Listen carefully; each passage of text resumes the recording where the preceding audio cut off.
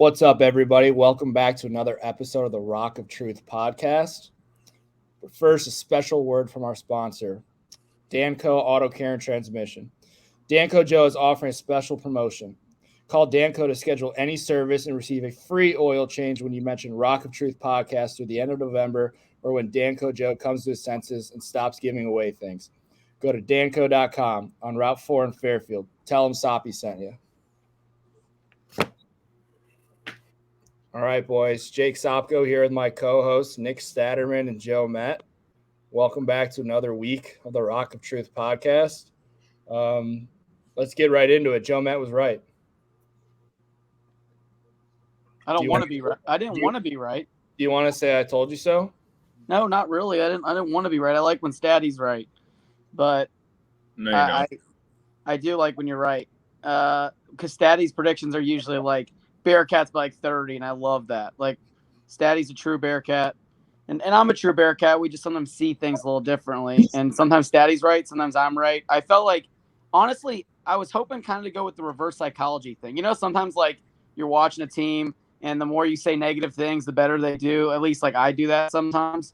I was trying to go with that approach because I felt bad about what could potentially happen. So I threw out, I'm going to predict UCF wins. My locks have been so bad that I was like, it's bound to not hit. And then we're gonna ride this win against UCF. We're gonna take off for the rest of the season. Obviously, it didn't happen. Obviously, we can jump into. I mean, what are your guys' thoughts on the game? Like, first thoughts right off the bat on what you thought. Sloppy, very sloppy. Yeah. It was hard to watch. To be completely honest, it was not a fun game to watch. I think sloppy is probably the right word to describe it. Couldn't run the ball at all. Couldn't stop the run. It just felt like I still had that feeling the whole time that we were going to win the game.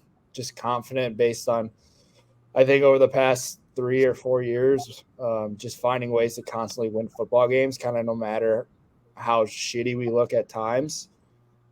Even though it felt like we weren't in control, I just kept thinking to myself, they're going to find a way to win, and they almost did. But it was hard to watch, man. It was not fun. Part of what I was worried about was like, okay, let's go back to last year's team, and obviously we've talked about how I think last year's team's better than this year, and obviously when you lose 9 guys in the NFL, we've talked about this, but last year, remember, they played Navy, and we'll talk about Navy later, but they played Navy really, really close at Navy. You were on that staff, Soppy. Like, wasn't a great game. Was definitely an ugly game, but like that was a game I felt like we were in control of the entire game. With this team this year, and like in last year's standpoint, like last year, many times I felt like we were in control of the games that were close. Even when you talk about like the Tulsa game day game.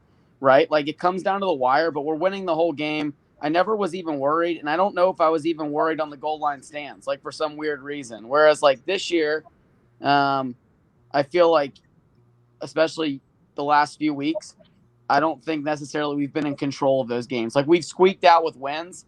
Some of it feels a little lucky. Some of it is basically them knowing how to win football games. We'll give them credit from that standpoint. But also when we jumped into this UCF game, I just felt this team's better than what we've played in the past few weeks.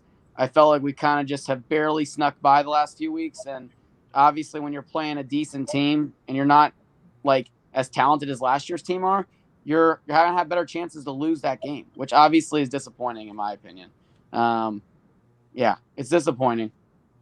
Yeah, I don't think I've ever, even the first year with Fick going 4-8, I don't think I've ever seen a Luke Fickell team get so dominated up front on both sides of the football. Only stat you really need to look at is rushing. UCF 258, we had 35. That's pretty intense difference there. 258 is a shit ton on the ground, and I just think a lack of snaps that this group has defensively. UCF Malzahn does a lot of eye candy, a lot of just trying to trip you up, get your get your assignment thrown off that eye candy, those motions, and a lot of lateral movements. And UCF, they always have speed, and I think that's something that kind of surprised us to start out the game. And I think we were then getting crushed so bad on the outside zone runs that then later in the game we were so worried, at least up front seven, about the outside flow that we couldn't even play vertical. Like we're not even firing off the football, kind of catching blocks, working left and right. And you gotta get in the backfield. I mean, the whole purpose of defense is building a wall, and they were just puncturing us left and right. And I mean, they win the game on a handoff right down the middle. So,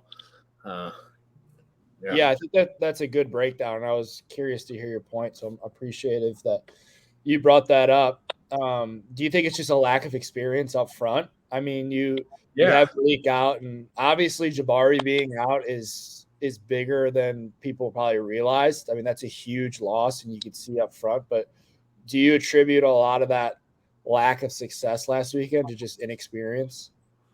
I think it's inexperience, but we've talked about it all year. I mean, we've been rolling guys up front, and yeah, Malik's been out all year, but just even dropping one more guy in Jabari, and that's a veteran guy who we've talked about. He's the leader of that room. He's the leader of that defense, a guy up front you can countlessly rely on. And, maybe your outside backer doesn't have, not saying he doesn't have trust in his teammate, but maybe he's a little bit more nervous about, oh, damn, like, Eric Phillips, this is his 56th snap of the game. Like, how many times has Eric played more than 30? You know what I mean? Like, it's and you guys talked on it a little bit backstage before the show. You guys said it was hot as shit out there. And, again, it's speed I don't think we've seen and a scheme that's very unique. And I think, Malzahn prepped it well. And, yeah, I think it's both inexperience, but not to the point that they weren't playing well or losing technique. I think we were just flat out just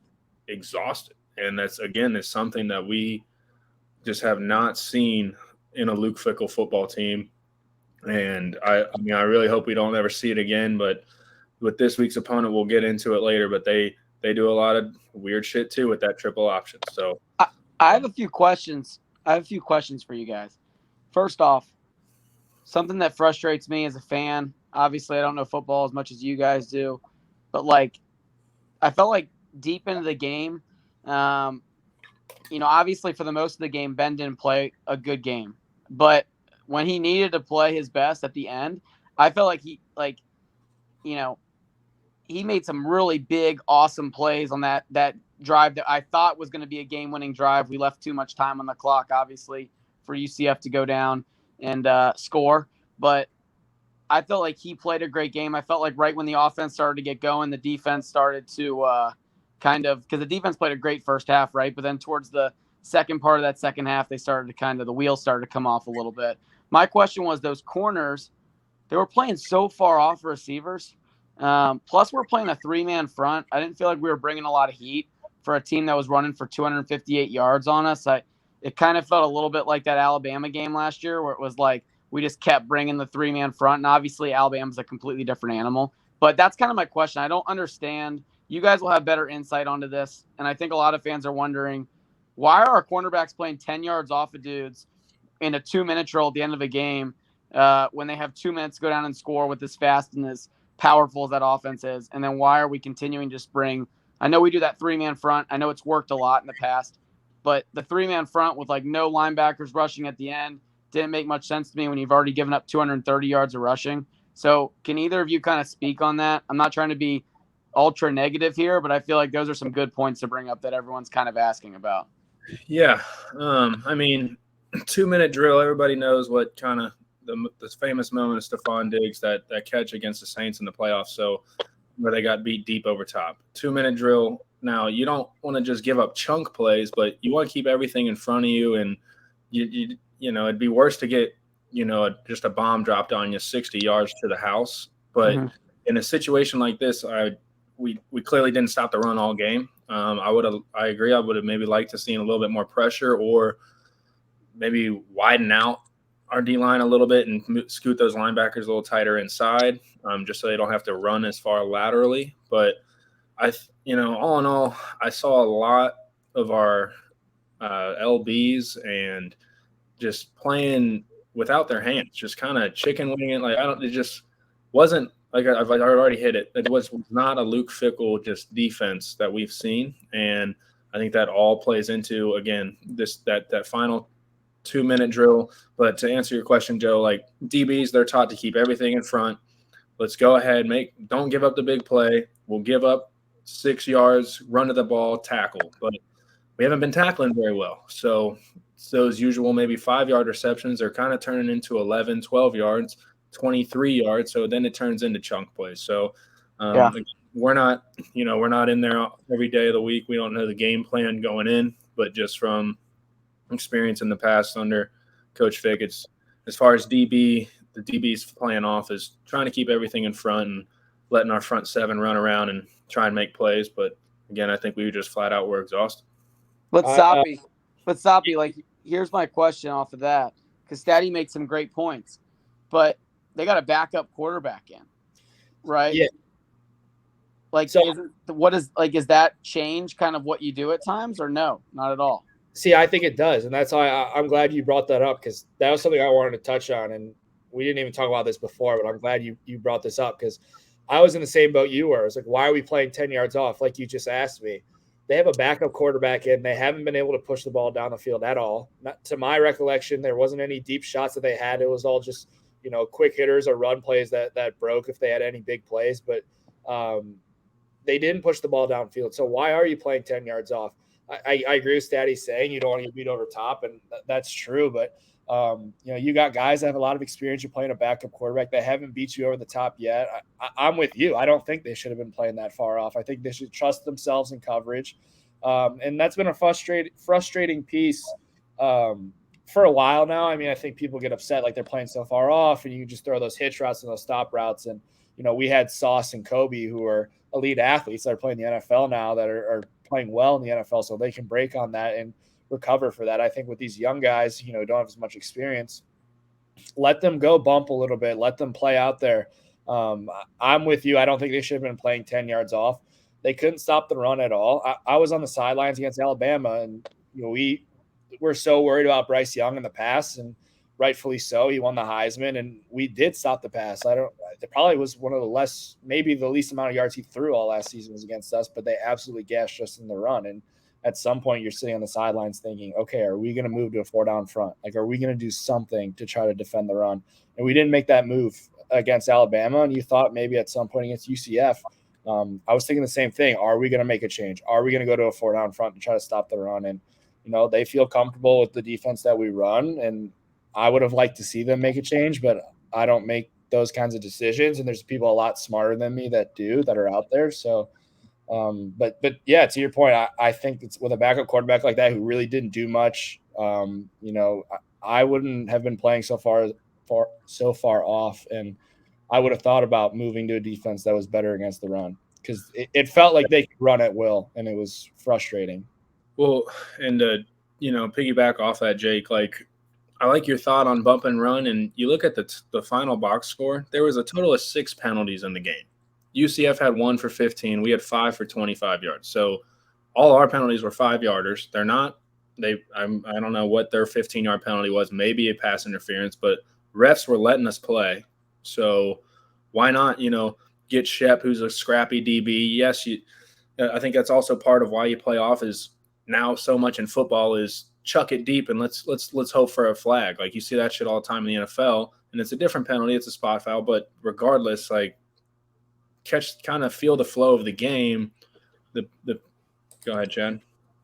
The one penalty was on the play where Arquan. Oh, that's right. Where Plumlee got the concussion, and then somebody from UCF headbutted Walt Stewart with their helmet on. That's right. That was a 15-yard penalty. Thank you. Tough decision by that UCF player, but again, so they barely even had a freaking penalty. So I agree. Maybe go up, bump and run, force. I don't know. It's frustrating, but I do see both sides. Playing it safe, keep it all in front. But in a game like that, there's only 5-6 penalties thrown. Let's let our athletes play on the edge and Let's go make a play. And, we're talking a lot on defense, but offensively, man, we're dropping the ball.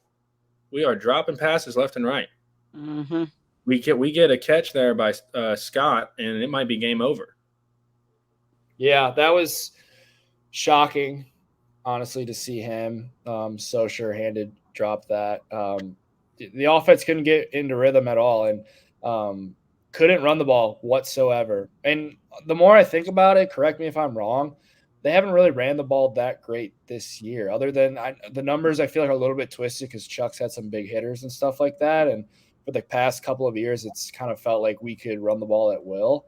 And we haven't been able to this year. And I think what probably people are thinking is such a big aspect of that. And I think I said it week 1 was Dez was such a huge part of the run game for us. And not even the fact that he's athletic and he's a good runner and he could pull it and do all that, which is great. And he was really good at it. And that helped us a lot. And just that threat of a running quarterback changes the defense. But I think too, just how he was able to fix things. There were so many things up front that were messed up that Dez just being, having so much experience, being as cerebral as he is, would fix it on his own.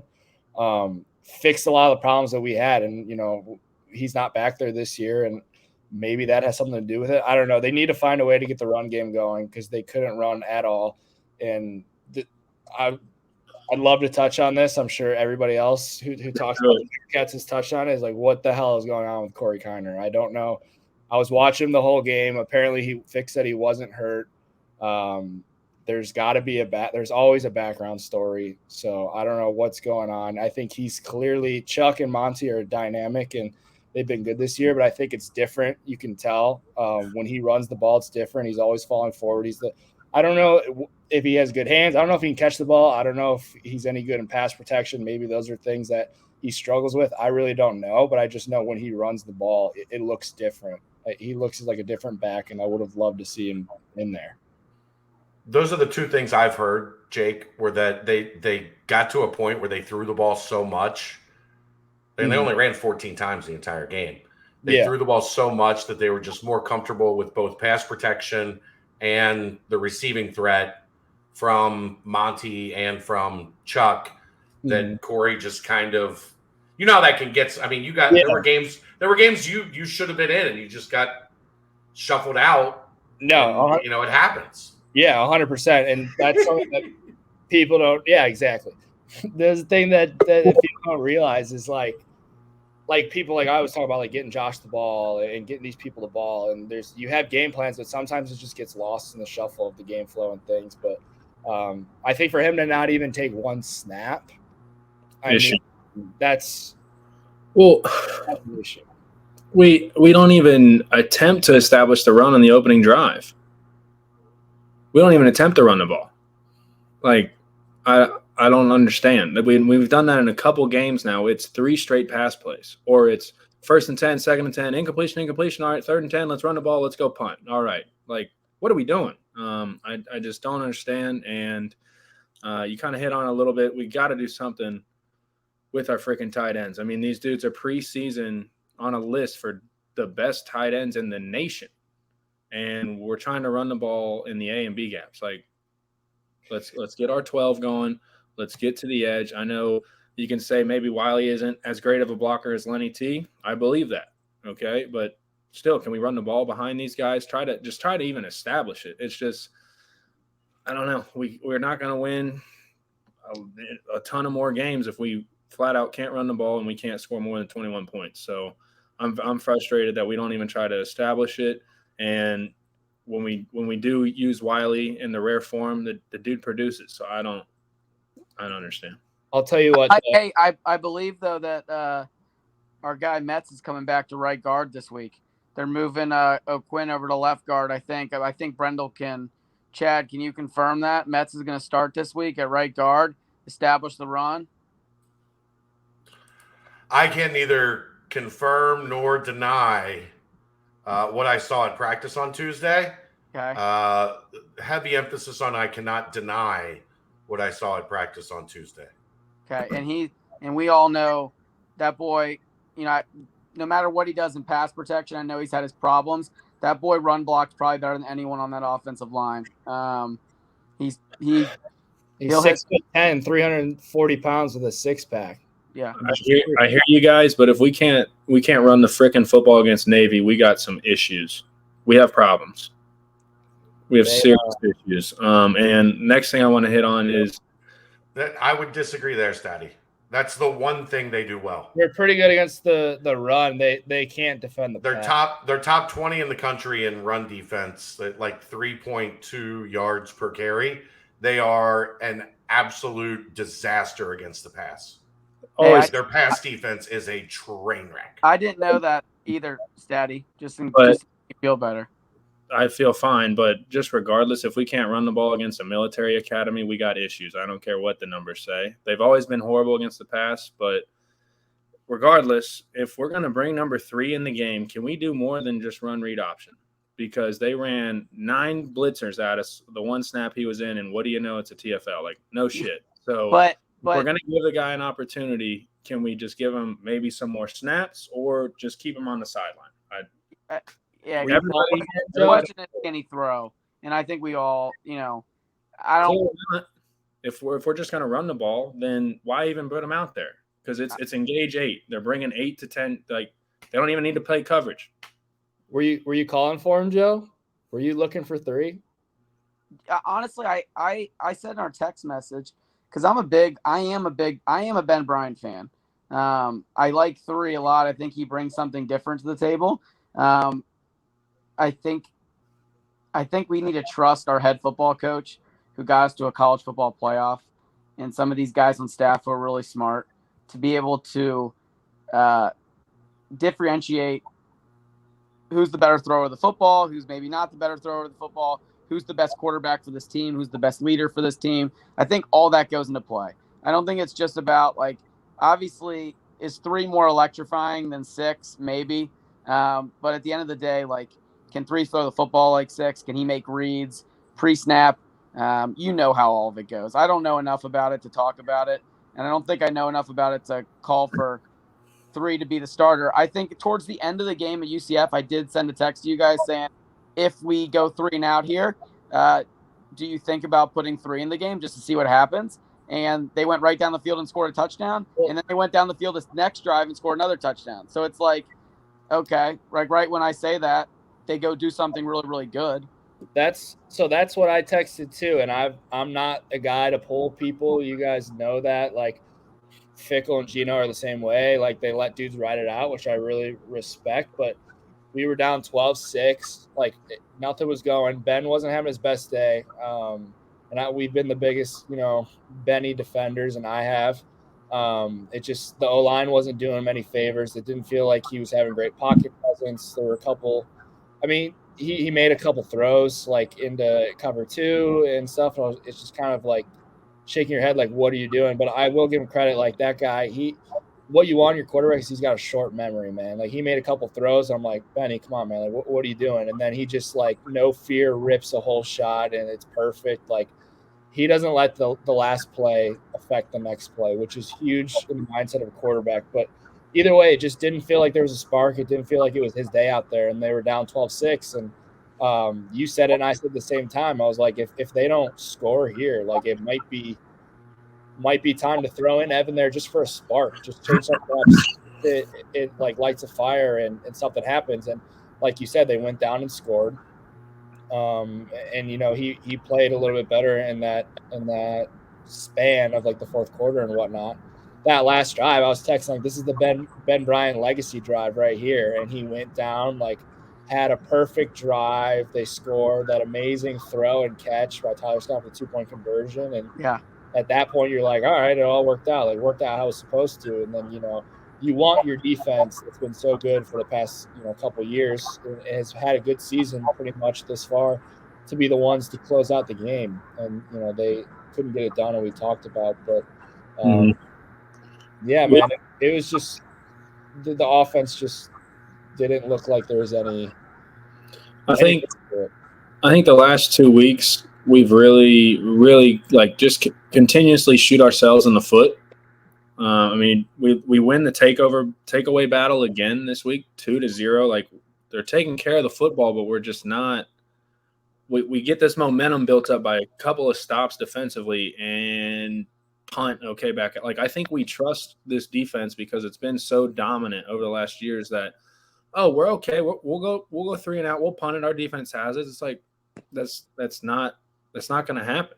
And I think that's a part where we've gotten exposed, especially the last 2 weeks. Again, we talked last week. We're up 17-0, and now we find our way in a dogfight. So we just got to figure out ways to continue building on the momentum and maintaining that momentum. I feel like there's so many moments this season where we just get so stagnant, and Joe likes to talk about it all the time. It happens when we've got so many new guys out there on the field, but at the same time, like, we are in week 9 of the season. Like, we should have our camaraderie. Should have our, us ready to go. We should be playing as a team, as a unit. Not saying we don't all the time, but there's so many times where it's like, man, we just stubbed our toe on that one. Like, damn. And I get it. Other teams are going to make plays. Other players are going to make plays. But as a whole, I just think there's so many times. I mean, we're just so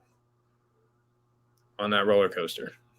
Can I help up the offense though on one thing? Because I was pretty critical of them tonight, which I shouldn't have been. There was one play in particular that like kind of had me feeling some type of way in the stands, kind of, got me going, if you know what I mean. The Josh Wiley touchdown down the red zone.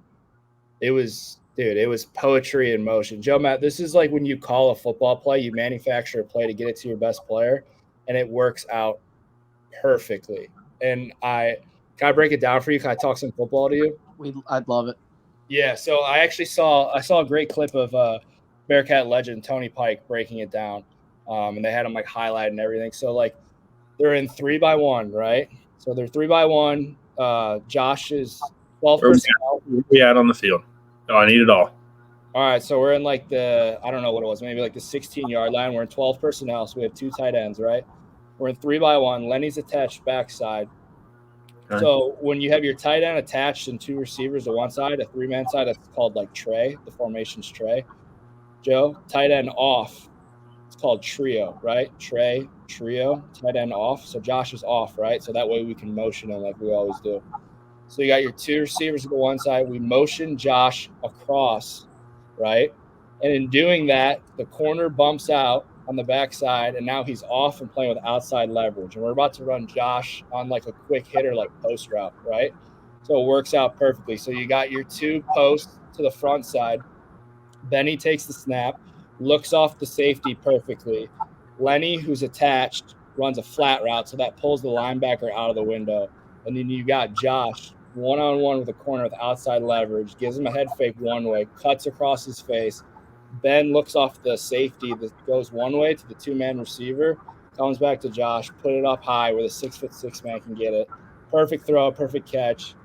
Just a beautiful football play, dude. That's like poetry in motion. Like sometimes when like football plays work out like that, like it just gets me going. Probably like when you're out there and you're watching like, a basketball game and you got the perfect pick and like the backdoor cut, and then the extra pass and all that, when it's just poetry in motion. That was the best looking football play that I've seen of them all year. And like, it was unbelievable. And then Josh hits that like, fake gritty or whatever it was to celebrate. That was the best play that they've had all year. Hey, that's great analysis by you, by the way. Anytime you get 81 the football in the red zone, good things usually seem to happen. So I'm hoping in the future we tend to do that a little bit more here in the next few weeks. What about you? Yeah, I mean, you want to try to like manufacture ways to get your best players the ball, and sometimes, like we talked about before, like sometimes things just get like lost in the sauce and in the flow of the game. But that's what they were trying to do, and it was executed perfectly, and it got me going, man. Before we head on to Navy, just a quick, just a live update. Bearcat legend Chris Moore with a nice receiving touchdown tonight just happened to tie up the game. So once we get off here, tune in to Thursday Night Football, watch that man SEMO. Hopefully get him another tutty, but Bearcat legend still just balling out in the NFL. Gotta love to see it. Speaking of Bearcat legends. Do we want to get in Navy and bring on our special Bearcat legend guest? Yes. I was going to say real quick, if you guys ever want Chris, like that's my guy. I can get you Chris Moore.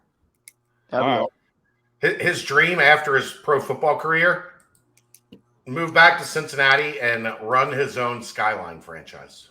Really? That's legit what he wants to do. That's awesome. Got the money to open up a couple of them, probably. He could make a lot of extra money doing the Skyline thing. You play in the NFL as long as Chris has played in the NFL, even as like a special teams guy. Yeah. You've lined your pockets pretty well. Yeah. Let me know. I can get you Chris. I can make that happen. All right. Good to know. He's a great example of dudes who just like bought into special teams, bought themselves enough time in the league and made themselves like valuable. And then now he's getting like way more opportunities playing offense, which is awesome to see. And I think we talked about before, and I think Josiah touched on, like that's something that I know he's not a Fickle era guy, but a lot of those Fickle era guys will probably hang around in the league more so because Fickle makes his best players play on special teams in college, and it's an easy transition into the NFL. And I don't know, it's just cool to see a guy like that, have success, and hopefully we get him on here, and hopefully he opens up some Skyline chilies. I got a funny, if we got a minute, I got a funny story about Chris Moore and how his Bearcat career kind of came to life. You guys want to hear this? Yeah. Just heard it the other day. So he's on the sideline, not playing a ton, literally has this helmet on, not chin strap, not buckled, obviously he's not on the field, cleats untied. Okay, so Chris Moore is like blazing fast, obviously, right? That's what makes him so great on special teams. And they only use him for one play, basically a Hail Mary. All right, boom. They want coaches like, boom, Chris, you're in. Okay, goes in, doesn't even buckle the chin strap. Cleats are still untied. 60-yard house call. Never leaves the field the rest of his career. Isn't that something? That's awesome. I feel like that could have been something like that would have happened to Soppy if he got his chance. You never know. The world may never know. Speaking of special teams, can we get like one of the greatest Bearcat special teamers of all time in here? Yeah, dude. Let's just throw him in here. We'll bring him in here. We'll talk Navy, but we have a special guest. We didn't even hype it up, but he's a close friend of the Rock of Truth. Been with us since day one. I'm adding him in now. Oh, Ty Sponseller. Welcome to the pod. Hey. It's a pleasure. How we doing? Dude, I'm loving it. I'm loving the Soppy ad scrolling through the bottom about Danko transmission. Tell him Soppy sent you for the oil. Dude, it's electric. That is this month. What's that? Do you need an oil change, man? I will need an oil change, yeah. I know where we're going now. You know where to go. Where are you at? Are you at the Rent's house? What's that back? I am. I'm in the parents' basement right now. We got a little bit of a wave back there. Ride the wave. We're riding it. That's awesome. Make sure you guys get that oil change until the end of November. So get it before the end of the month. I actually drove by Danco. When did I send that picture? Last week, right? Yeah. I don't know why the heck I was over there. How do we get the Danco trucker hat? I need my oil change, so I have plenty of time tomorrow. I'm just gonna walk in there. So I don't know if you want to meet there, maybe at lunch. See if we can't get Danco Joe. If I'm assuming he's gonna be in the shop. And yeah, I'll reach out to him. Yeah. I definitely have a lot of interest in that. So hit me up if we're get a little lunch date at Danco. I'd be down for that. Beautiful. And for the people that don't know, Ty Spawn is entrepreneur yourself here. You that lovely Serenity brand you got a new item coming out. You want to touch a little bit on what you got coming for us? I mean, your stuff's pretty fire, bro. I appreciate that. Yeah, so we got a new crew neck coming out. The whole idea behind this drop is I'm trying to have, and from now moving forward, I'm trying to have them be a little bit themed, kind of touch on the mental health stuff. So this one is here for now, and the whole idea is about being present. And I think especially for a lot of times for people our age, we get very future oriented and we're so focused on, where we're going, what what we want in life that we don't have yet. And what Here for Now is basically saying is it's good thing. It's a natural thing to have goals and dreams and things you want to accomplish in life. But if that's the only place that your mind's at, and you're not here right now, you miss out on the amazing opportunities that are happening in your current life and all the amazing people and things like that. So that's kind of the whole idea behind Here for Now. Talking about being present, you currently are coaching the Mason Comets high school football team where you played high school football. You've done an awesome job. The staff there has done an awesome job. It's been one of the best seasons I can remember in Mason football history. You guys are 9-2 currently, headed to Springboro tomorrow in the second round of the playoffs. Can you just touch on? Can you give us a little bit of a rundown of tomorrow's game, like being present in the moment, getting ready to, not worrying about round 3, but just worried about right now, where we're at right now, and getting a win tomorrow night? Yeah, for sure. I mean, I think once you get in the playoffs and really any football season, it's a 1-0 operation. So we got Springboro, and this is actually an interesting game because forever we would open up with Springboro. So like all off-season training, it's beat the Borough, beat the Borough, beat the Borough. And recently that game is no longer on our regular season schedule, but still the Springboro game is kind of a legendary game for the people that have played in Mason. So there's definitely a little bit of an increased excitement there. I know for me, especially my senior year, we beat Springboro in the regular season, ended up playing first round of the playoffs, and they beat us on our home field. So I know for me that's pretty motivating and pretty cool to get to go up against the team that ended my high school career. But yeah, no, they got a good squad. They're very well coached. I think one of the reasons why that Mason Springboro game is always such a good game is the teams are very similar. Not you won't see a bunch of Division I talent, crazy athletes, but they're both teams are well coached. They're very disciplined. They play hard. They play together. So it'll be fun. A lot of similarities between both squads. They got a really good offensive coordinator, breaking them down this week. Some of the formations, the motions, you can tell it's pretty fun to study high school film. It's kind of easy to tell, okay, which OCs really know what they're doing, that have some experience, and who doesn't. And I think out of our games this year, the two OCs, the two offensive schemes that have jumped out to me would be Springboro and West as far as their play design. So it'll be a big challenge for us. I think the guys are up for it, and I'm looking forward to tomorrow night. Can you talk a little bit about, like, you're out of football for a year or two or whatever it was? I don't know if I ever even talked to you about coaching before. It was something that you just like randomly brought up one time, and I was like, oh, okay. And then it sounds like something that's like you've really like, I don't know. I was like, yeah, like I'll coach, like whatever, but like you've really dove into it. It sounds like it's something that's been like really rewarding for you. Do you want to just like talk about what the experience is like coming back, coaching your alma mater, and just, coaching in general? Yeah, for sure. No, I love it. And it's obviously really cool for me to go back and coach at Mason. I use the term give back, but it's not really how I feel about it. It's actually done a lot more for me than I think that those kids realize. Being back there, it's fun. I'm coaching for Brian Kastner, who I played for. A lot of the staff are guys that I played for. And yeah, I think, after going through college and then, going back to the high school level, it definitely took a little bit of an adjustment just to get back to that level, but it kind of brings everything back full circle.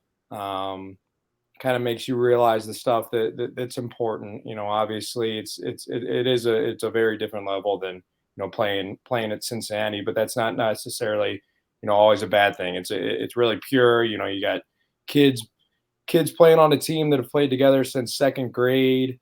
Guys just playing for their community. So it's been a lot of fun. And I think being a younger coach, that's definitely something that I try to build off is have a lot of energy, have a lot of passion.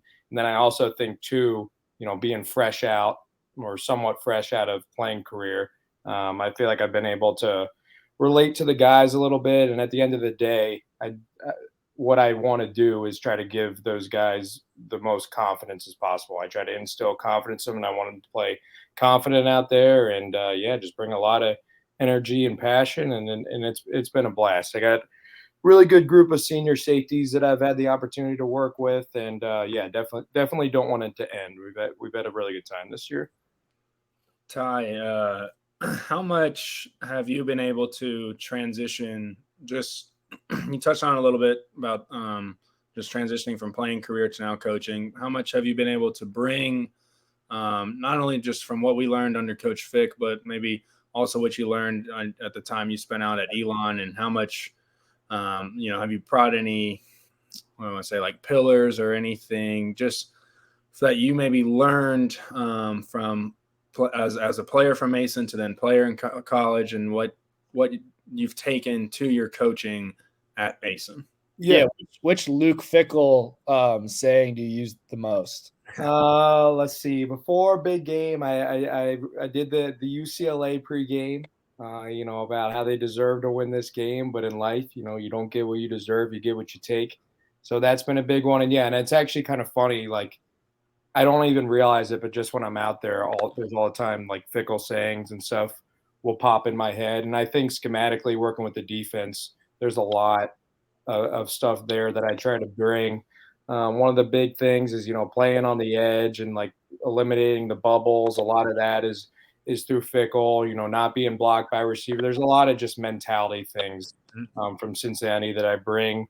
One of the other thing that we break on with my guys before every practice, and this is actually this is a Marcus Freeman thing, is, before every practice we say when we work, or I'll say when we work, and the kids say we work. And then after every practice, when we break down, I say when we break, they say when we break. And that whole, what that's trying to get at is, hey, when we walk through these lines, it's on, okay?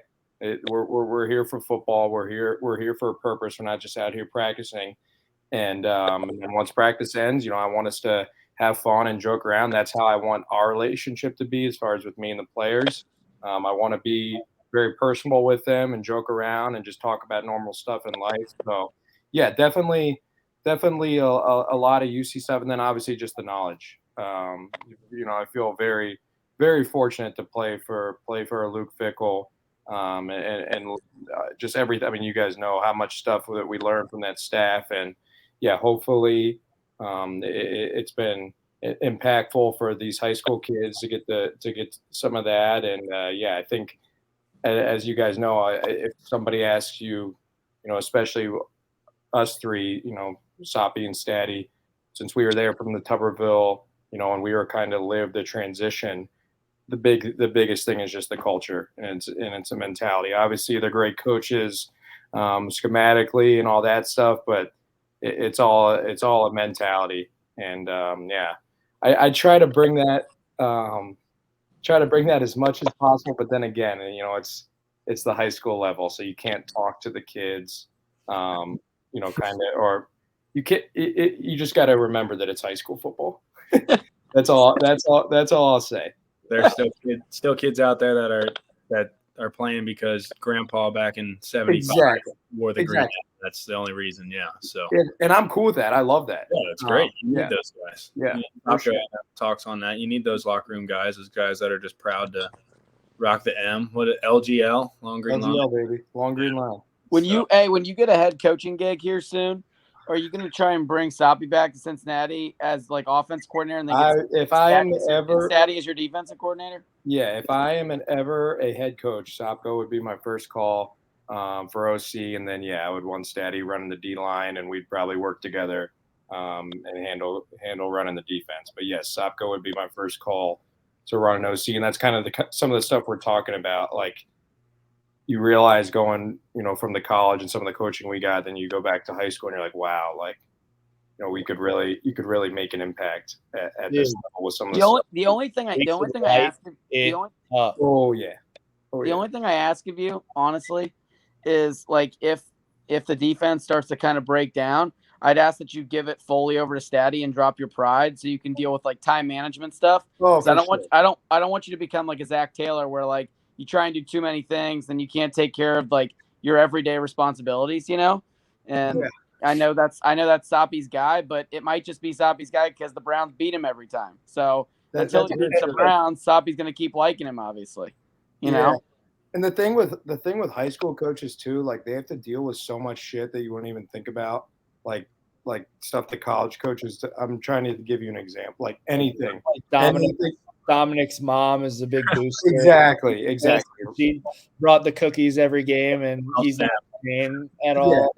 Or like the 7th grade, there was a fight in the 7th grade locker room, and then the head varsity coach has there's so much stuff, dude, on their plate. So we talked about it after last season. I'm not going to name which school or what, but I was like very seriously considering like trying to put my name in the running for a Cincinnati high school coaching job, like very like legit trying to become the head coach. Statty, you were all in on it, and I was trying to recruit Ty to coach the safeties, and I had this whole plan, and then took a couple steps back and took a couple deep breaths. Was like, I don't know if I'm ready to deal with like what you just talked about. Like the football aspect of it would be fun, but to deal with like Joe Smith's mom and like deal with all the other extra BS they got to deal with. But that's for sure. And I don't work in the school right now, so like you're separate from it. Yeah. Like I don't feel a lot. Not that I can throw around some F-bombs and stuff like that and not really feel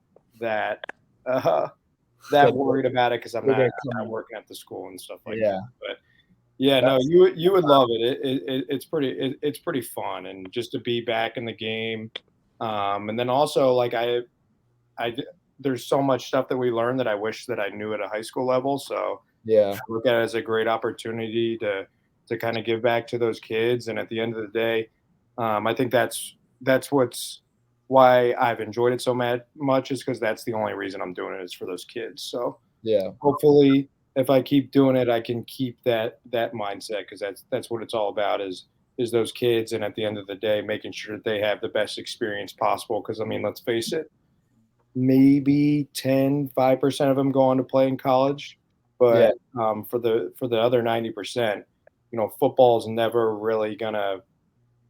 It'll obviously do stuff for them from the mentality and the life lessons you learn from it, but you know what I mean? You're not getting a scholarship. You're not getting anything paid for. So I want the kids to have the best experiences possible, and I want to teach them, how to compete, and I want to create a brotherhood. So high school football definitely has a lot of benefits.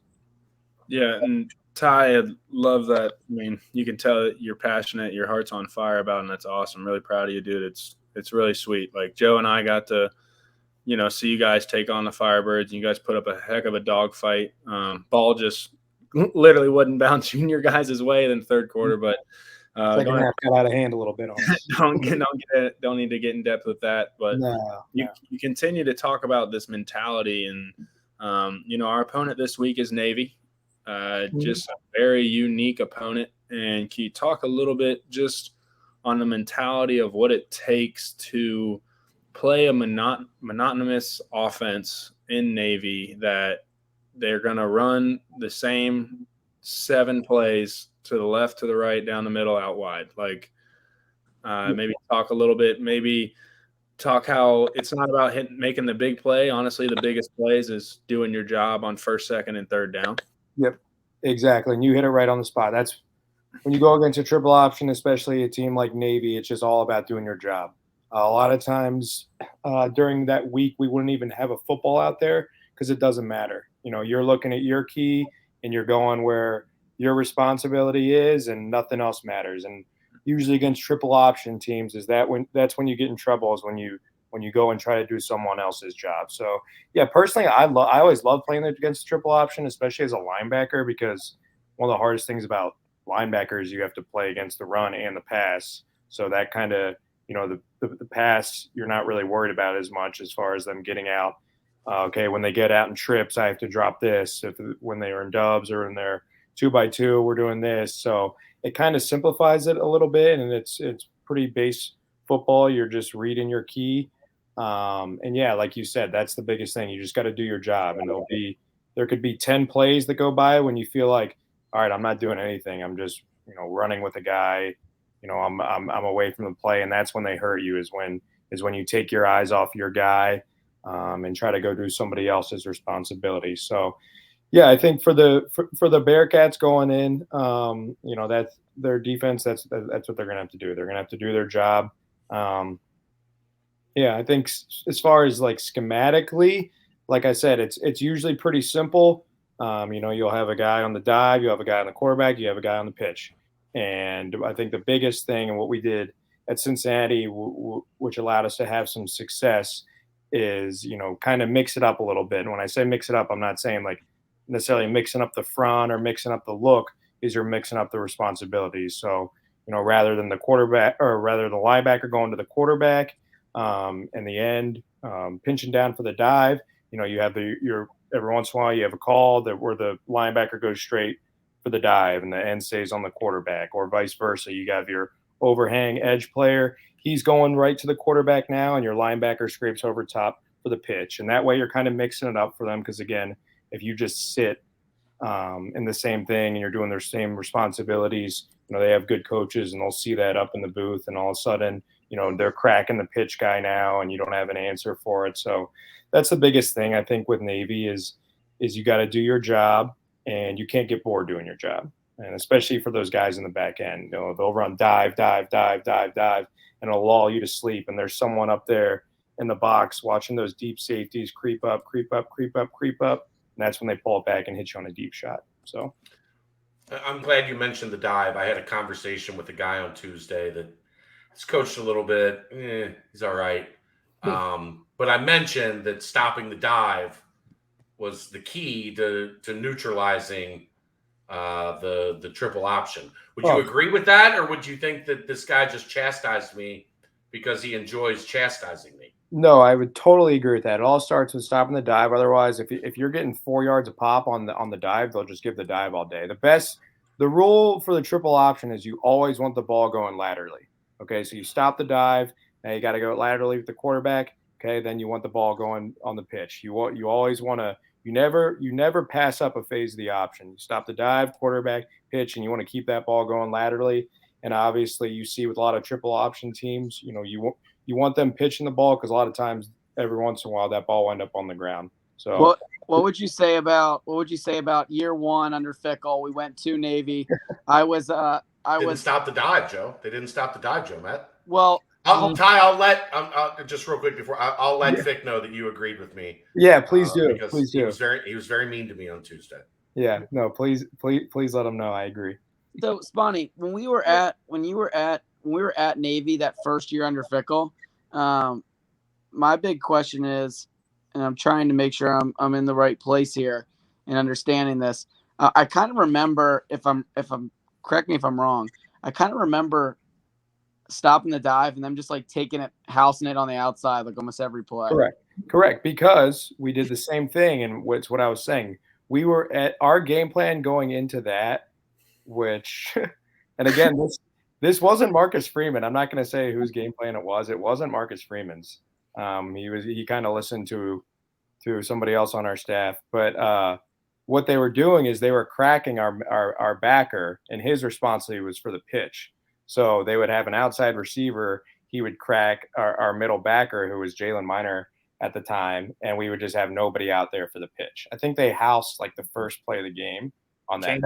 That's what was killing us. That was the pitch because we had nobody on it. We were getting cracked, and for whatever reason, we never made an adjustment until late in the game. We started letting our overhang players go to the pitch, but yeah, we were getting crack blocked. They had a good scheme to block it, and we just didn't really adjust to it. And I think they had a record-setting rushing yard day. You forced a fumble in that game. Yeah, it was definitely Carter Jacobs was ripping at it. I did hit him over the top. We'll say it helped jar it loose, but I definitely got to give the credit to Carter on that. He was the one in there clawing at the ball. I saw Carter at UCF this weekend. Did you? How's he doing? He's doing well, man. I said, what's up? He's doing real well. He's got a really good job. He's like a manager now. Okay. He's working still out. Like ripped? Yeah, I think so. Okay. Yeah, he was doing well. I think he's down in Fort Lauderdale, came up for the game. There you go. Yeah, Carter's doing good. Carter's a good dude, man. He was always really good. Really good dude.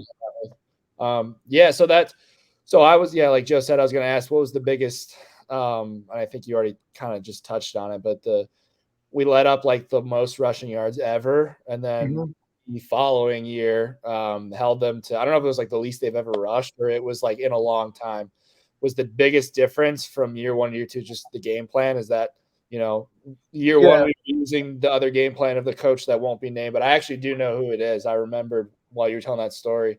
And then using Freeman's game plan the second year, like what was the biggest difference? Yeah, well, it's actually. I make some guesses on who the coach was. I'm a guess. I'm gonna guarantee you don't guess who it is. I think he gets. Okay, well, you Spawn, answer the question. I'm gonna make some guesses after. I'm gonna start thinking. Okay, all right. Yeah, so I remember actually going back to 2017. So this is after the game where we just got routed. We got back on the bus, and Coach Freeman actually took us, the linebackers. He took us back to our apartments at Corey, and I remember him saying we're not letting that shit happen again. He's like, I'm gonna do my research, I'm doing my own shit, and he did. And he put together a hell of a game plan. However, I think the reason why we had so much success that game was the week of preparation. Coach Fickle, the head football coach, he ran the scout offense all week. That's all he did is he ran the scout. So you can imagine the effort that the scout guys were playing with. Yeah. And that was huge. We had Kyle Bolden playing the quarterback position, and he's the GOAT at the triple option. Yeah. And I shit you not, because I got to play in that game a little bit because that's how much we were beating their ass by. Like the looks we were getting in practice were probably like quicker than it actually was in the game. So it was all like the scout guys in that week of preparation. I remember Cortez Broughton going into the press conference, and he wrote every single guy on that scout offense's team's name down and the position they played that week. And that's an all-time like good teammate move. Like he got some credit, but he should have got like more credit. Like that's a fucking like I love that. Yeah, that was awesome. And that's really what it was, man. Like those guys, like freaking Whittakin was playing wing, just running full. The effort was unbelievable. Funny, they put all the Scout D guys on Scout O. Yeah. It was the birth of the show. It was the birth of the sport. And dude, it was not only was it that week of preparation, but I don't know if you remember, just because it was Camp Higher Ground and you kind of just get lost out there. But dude, we did that shit every night out there. Yep. It's crazy. People don't realize how much goes into it, and playing these like military academy teams, how difficult it is for other teams to play. Like obviously they're undersized, they don't have the same athletes, but like they're really good at what they do, and how much effort goes into defending it. Like we put in a completely different defense every year, and like you were saying, we played them like week 8, and we're practicing at Higher Ground. Like you guys are out there like running that at Higher Ground. That blew my mind when we were playing every snap for like 5 months. Like right. Yeah, and I think obviously after what had happened to us in 2017, it was a big emphasis on the staff that we were going to shut. And I think we shut them out, or there was some stat that game that was their lowest rushing yards ever. Lowest yards ever. After we gave them their highest. Yeah. Yeah, no, that's it. But again, like I definitely think the difference was the preparation won by Coach Freeman, the defensive staff, but I'll always take it back to Luke Fickle running the scout offense. I think that's so. I thought that was pretty sick, and I think that's something it's a really cool story. And if you would have seen the effort and the mentality that scout team was bringing at us all week, like I said, getting out in the game, it was like, wait, what? Like this is it. This is Navy. Like Whittakin was running faster than this. His favorite saying that week was to Royer and Bolden was to keep the mesh tight and O-line to climb. Now he used a couple of explicitives. I'm going to keep it clean, but just he kept prefacing the speed. The speed he'd hold up the card in one hand. He had a bottle of water in the other, and just spray all of us. Just here you go, get a quick drop, quick squirt, and then right back out there. I mean, of the 100 and probably 75 snaps that we ran of that offense against y'all, we took about 173 of them. Well, yeah. Well, that's what I was going to say. Obviously, like when you're in scouting practice, the defense is rotating the ones and the twos. I feel like you guys had the same 11 dude just going full speed.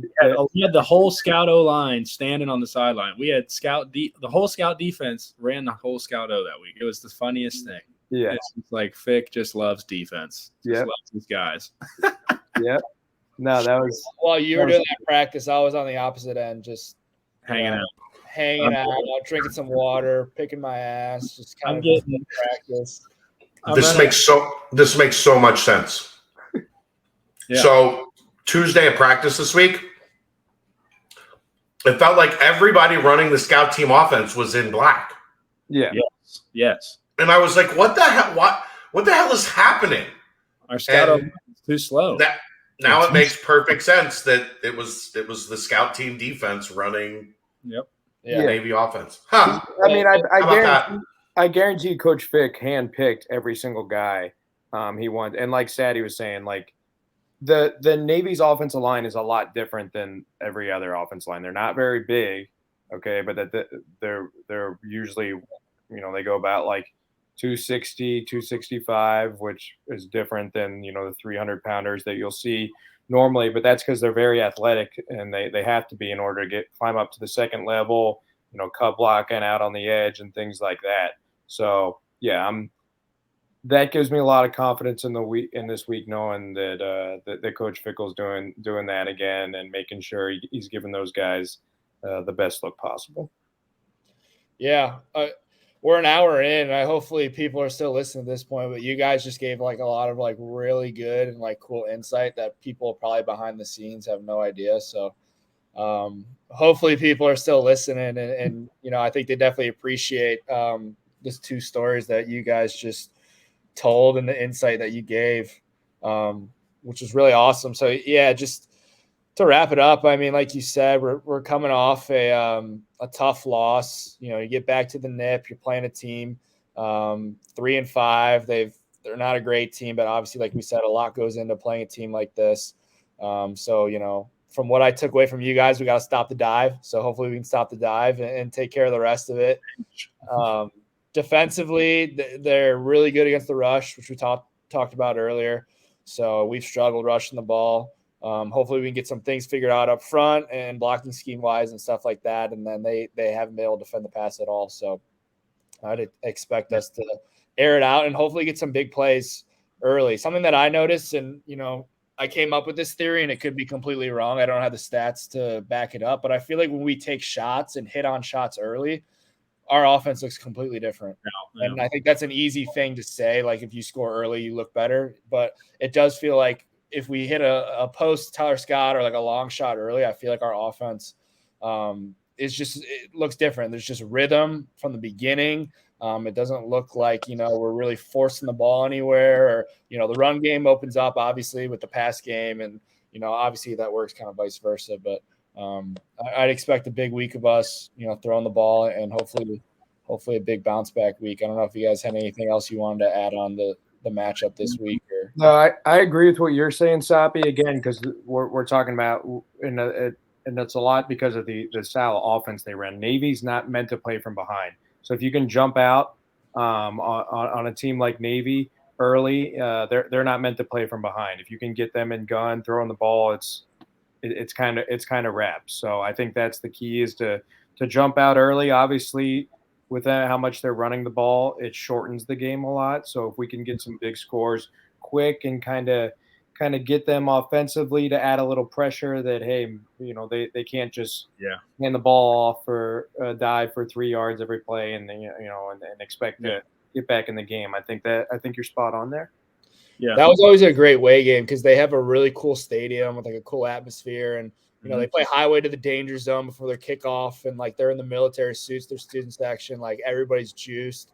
So it's a super cool environment. And then it's like a quick game. So you get to fly back and get home way earlier than you normally would. I always enjoyed playing out in Annapolis. But I know players are also so nice.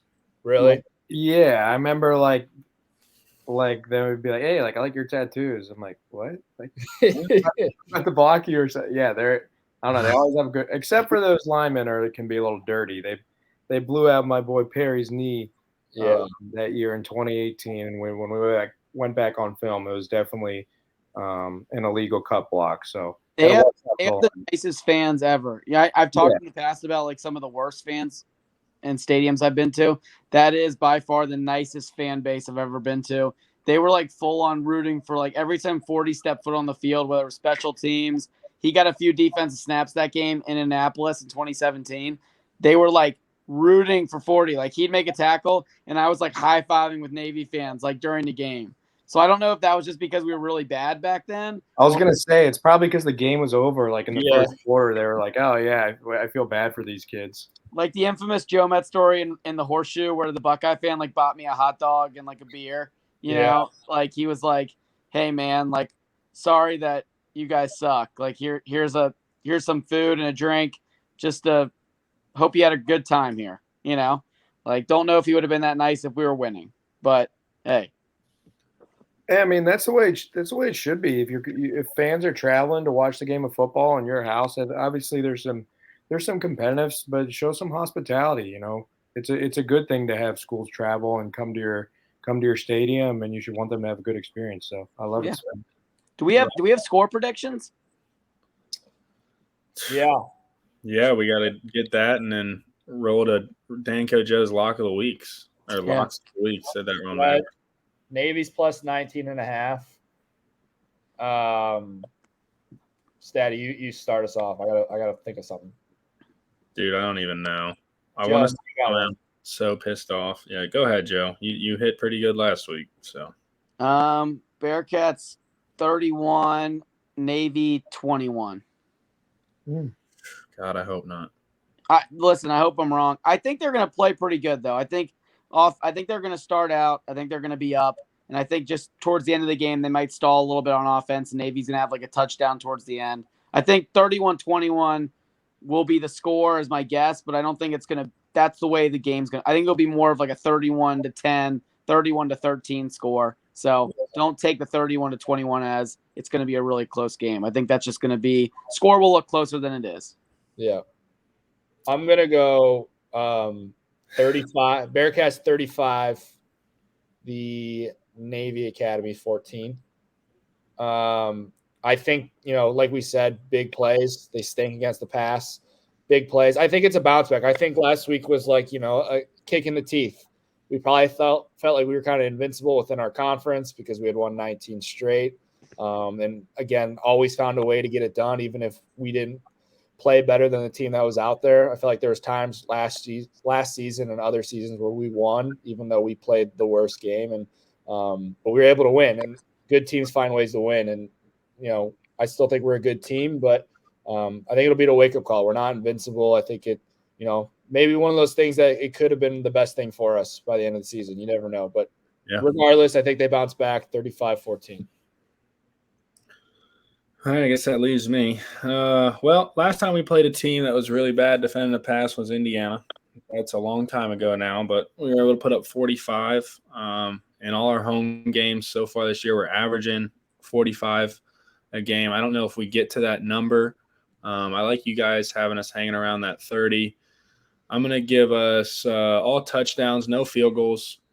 We're going to go 35, and I'm going to give Navy – I'm going to give them 17. I think they're going to score in the first quarter and then get like a field goal before halftime and score another time in the second half. But that's what I got. Spawny, you want to have a guess for particular? Or? Yeah, I'm going Bearcats 31-13. I think the offense gets back on track. I think we're going to have mismatches on the perimeter with guys like Scott. I don't think they have guys that runs with them. So I think we hit some deep shots, and I think our defense is gonna come to play. And I think the obviously last week was frustrating, but it's still a really good football team, and hopefully yet last week kind of ignite a little bit, and I think we're going to respond well on Saturday at the Nip. Only thing I haven't heard you guys mention, their quarterback was lost for the season last week. Oh. Yeah. So they are down to their second string quarterback. Their starter is out for the year. It's good to know. Okay. We haven't been great. Fortunate for that young man, but that's what I'm here for. I'm here to just pop in, I quick know. little hits, and then get out. I love it. That. Love it, Chad. Wait, I got it. Chad, you're going to – where are you tailgating at? Same spot as always, Simone Family Tailgate on top of Campus Green. Top All level, right. we'll be there. Yeah, we gotta crush a beer. Maybe we'll shotgun a beer together before. I don't drink before games because I have to work a makes lot. sense. If I have one, I'm drinking. Yeah. I'm not one that just casually is like, I'll have a beer. That's not how my body works. Chad would love the food at Jerry Gate. Oh yeah, you gotta come by Jerry Gate. Chad, you got to get up above come above University Garage just to, check out the food. And I'm bringing food this week for the Simone Family Tailgate. It's my own tailgate special. Okay. You got a recipe to share, or is it a secret? Yeah, or is it? No, it's cheese coney sliders. Ooh. Okay. So you take the ground beef, you put the chili seasoning in the ground beef, cook it up. Cut up the hot dogs, let those cook in the mixture. Then you put a little Velveeta in there as a binder. Yeah. You slice open the King's Hawaiian rolls. Yeah. Mustard.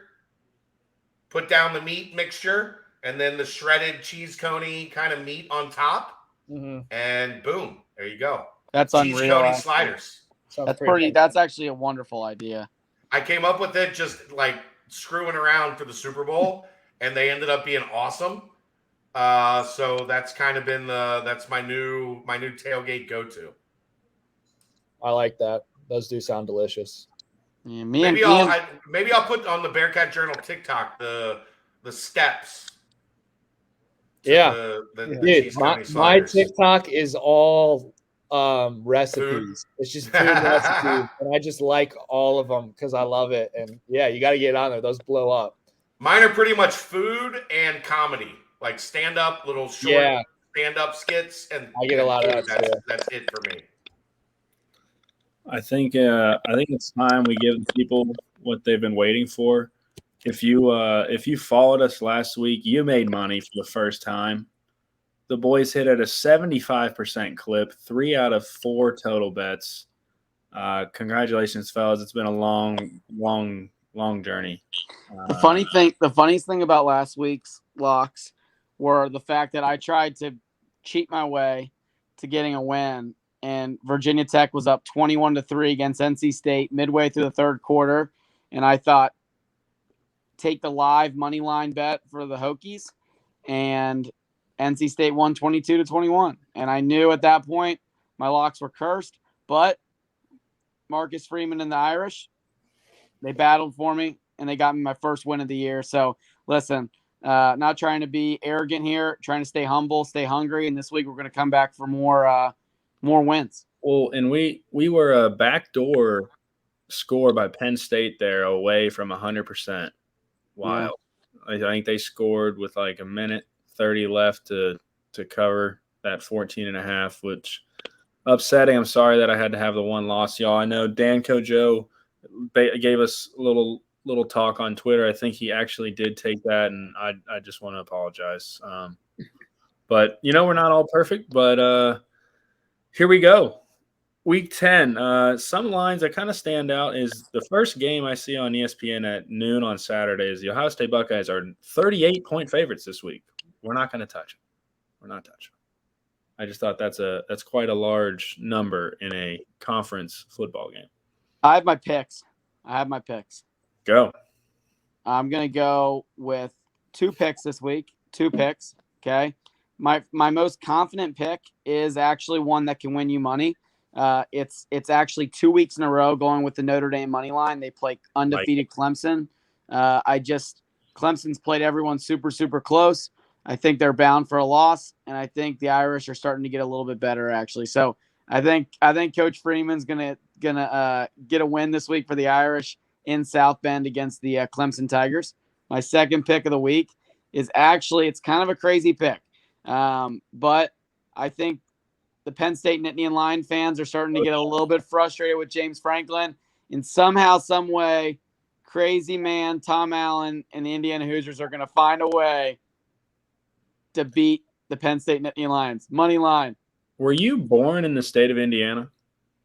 No, I wasn't. You said not that I know. All right. Okay. You Spon- do understand why I'm asking though. Yeah, I just keep picking teams in Indiana. I like that Indiana choice. I like both of them. Thank you. I was looking. I'm like, ooh, those are Thank you. spicy looking numbers. Bonnie, do you have picks this week? Did you bring picks to the table? Yeah, I got some picks. I'm looking at this 3:30 slot, this Syracuse-Pittsburgh game.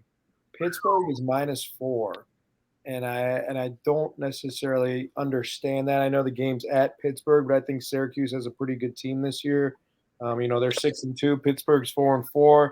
I like Syracuse in that game. And then another one that's standing out to me is Michigan State, Illinois.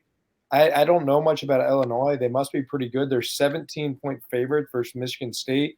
I think I'm going with Sparty to cover that, especially after it happened with Michigan last week.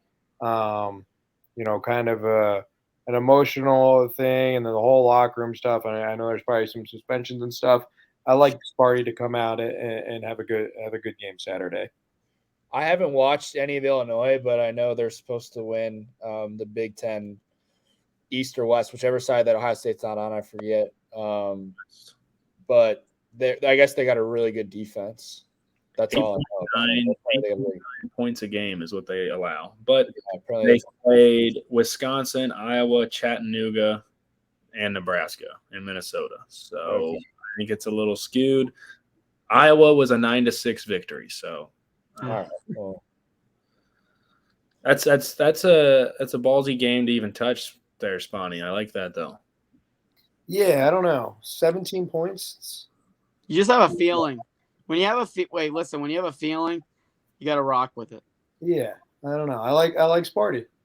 Maybe because it's green and white. The Comets are going to get a win. Sparty's going to get a win. I like that. Statty, who you got?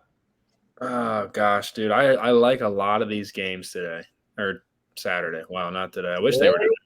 Dude, I just think it's going to be another fun weekend of football. I mean, I try to just stay in looking at top 25 games. Noon, I like to start the day out with a blowout. I think TCU takes the Red Raiders of Texas Tech to the woodshed. I love that number at -8. At home, Texas Tech was a team that started out the year, thought with a little bit of momentum. They're now no longer ranked. They're 4-4. It's kind of falling apart. I like the Horned Frogs staying undefeated, and I like them covering that 8.5. Another game, I'm going to go 2 as well this week. I really want to take the Memphis Tigers because I don't understand how the heck UCF is ranked 25 in the country after getting destroyed by ECU. Yes, they beat us, but I don't understand how that gets them to jump into the rankings. Not going to be my second pick. I just thought that was unique. I'm going to go with my pick to win the Pac-12. I'm going to keep riding with the Bruins. 10:30 UCLA -11 at Arizona State. I like the Bruins. I love that quarterback and Thompson Robinson. I've said it before. He's just one of those players that wins you a lot of college football games and puts up a lot of numbers. So UCLA -11, the latest game of the night, and we're going to go with an earliest game of the day, TCU -8.5. I like that. I won on the Horned Frogs last week. Yep. They've been good to me this year. That was my lock of the week last year that hit. I was going through the board. Typically there's like a couple games, like random ass games that stick out to me and lines that I love.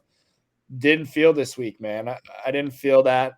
The really only 3 games that caught my attention were the only 3 games I think will catch my attention when I'm watching on Saturdays. The big ones, the Tennessee, Georgia, that game's going to be unreal. I can't wait to watch that game at Georgia. The other one was LSU, Alabama at LSU. LSU's +13.5. I haven't watched LSU since week 1. When they lost, I know they're like hot right now and playing well, and but still they're playing Alabama, so that scared me a little bit. Clemson, Notre Dame at Notre Dame, night game. I think Clemson struggled the past couple of weeks. They found ways to win, but I kind of think they're frauds. That could be like the Marcus Freeman is back like in good graces, like with the rest of the world, if he pulls that game off.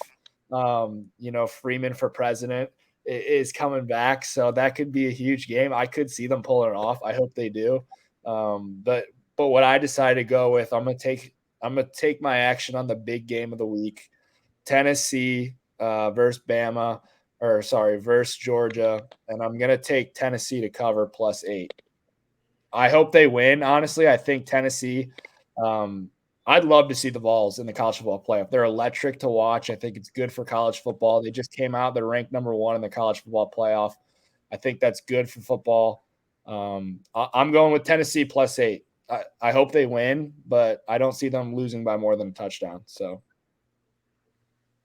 that's my lock. Just one. Love it. Awesome. I like that, Jake.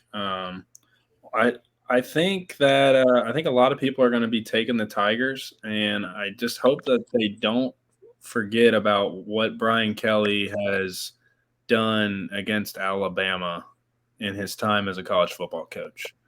I think he got blanked 0 points and lost by like 40 in the Natty, and then put up 3 points in the other game.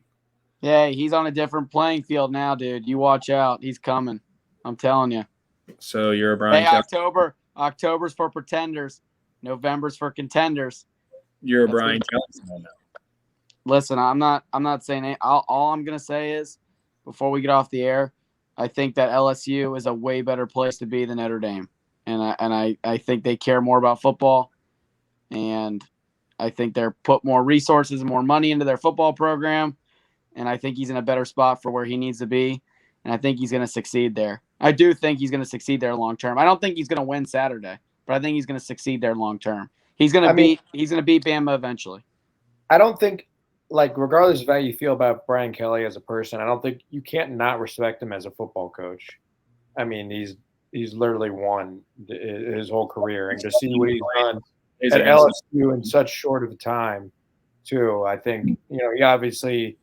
I obviously don't know. I've never been on the inside of one of his teams or anything, but I would be very curious to know, because he obviously does something right. You never been a part of his family? You never been a part of that? Yeah, I've never been his family. See, I was off on him in that when he was like, and I haven't even won all my football games yet. Come on, dude. I get that. I understand the respect for Brian Kelly, but that man shits his pants when Nick Saban's on the other side. Doesn't everybody? Yeah, they do. That's the thing. Don't know who the hell it is. This is aggressively bad. But Sponny, loved having you on the Rock, dude. Dude, I loved being here. This was awesome. Let's get out to Clifton Saturday and get the boys back on track. Yeah. I will. Are you gonna be at Jerry Gate? Are you guys gonna be at Jerry Gate? I will be at Jerry Gate with my fiance. Yes. Mackenzie's in town too, so we're gonna have to Oh, dude, let's go. The 6 of us. Little double date, little trip. Date. Whoa. And we're gonna go have one. Well, no, we're gonna go have some of Chad's Coney sliders. Coney sliders. Yeah, we're gonna have one Coney slider with Chad. Take the whole team over there. Can we get one without cheese for Reagan, Chad? Really? Yeah, shout out to Reagan. Probably not. My fiance is lactose. All right. You might know Reagan's brother, Ty. What's the last name? Yoakum. What's Played baseball at UC. Yeah. What's his first name? I don't know, Reagan. What's your brother's Jared? first name? It's Jared, I think. But Yeah, Reagan. I remember Jared Yoakum. Reagan's awesome. Ty, you know Reagan. Ty, you know Reagan from Crossroads. I can't. I'm trying to look at her profile picture. Is very small. Reagan's awesome. She does a great job with a lot of the. She does content for us. Oh, She does Twitter she does Instagram and TikTok and she does a tremendous job. Jared. There it is. I remember. Thanks, Reagan. Shout out to you, Reagan. Keep killing it, girl. We love Thanks, Reagan. When you guys gonna have Reagan on? We need to have her on. Next week, Reagan, it's you. We need a review of Brendel's Coney sliders without cheese. I mean, I just they need the binder, so the Velveeta kind of has to be part of it. I don't know how to make them without cheese. That's fair. I can do it without the shredded cheese on top. Get her on. Get her on the rock. Get Reagan. Wait. Is Reagan lactose too? That's what she said. She can't have cheese. Oh, well, good. We'll bring some Lactaid. I'll have my fiance bring you some Lactaid. Reagan, what's your locks of the week? We can shout them out if you got them. Leave it in the comment real quick. Spit a lot of coach. Reagan's husband's I think a high school cross country coach. A lot of high school coaching vibe here. Randy. Yeah, it really is, dude. I love Spawn giving his breakdown and showing his true passion. People forget that Joe Met works at a high school. He's about to be the next greatest female varsity basketball coach of all time. And Statty's out here every day training the next great pass rushers in the Cincinnati area. I'm jealous. I'm about to go sign up for the local high school down the road to coach quarterbacks because you guys had me inspired on this podcast. Passion. Do it, dude. Statty, do you train any high school football players, Statty? I train a lot of them, yeah. See?